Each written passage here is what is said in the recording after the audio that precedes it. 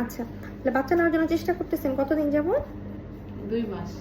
মাত্র বাবুর বয়স 11 মাস। তাহলে ওনার হাজবেন্ড, আপনার হাজবেন্ড কবে চলে যাবে? সামনের মাসে 25 তারিখে দিবে।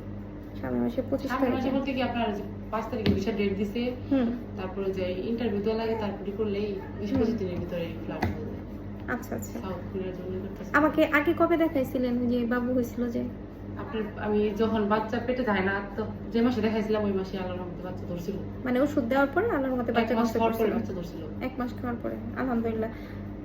শনিবার আরেকজন আসবে, ওনারও 1 মাস খাওয়ার পরে ওনার হাজবেন্ডও বাইরে চলে গেছে, রহিমা পেশেন্ট, ওনারও বাচ্চা কনসেপ্ট করছে, কালকে বললো।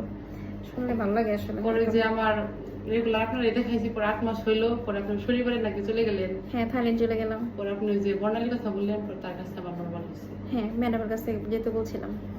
ওই 1-1.5 মাস ওনার কাছে দেখাইছি। তাহলে মাত্র 1 মাস ওষুধ খেয়ে আপনি বাচ্চা কনসেপ্ট করছিল। আচ্ছা, যাক আলহামদুলিল্লাহ। এখন দেখা যাক কি হয় এবার। এখন তো বাবুর বয়স অলরেডি 11 মাস। হ্যাঁ, এখন প্ল্যান করতেছে যে একটা হয়েছে ওর আরেকটা হইতে হইতে ওর 2 বছর হয়ে যাবে প্লাস হইব। রাস্তা অনেক লেট হবে।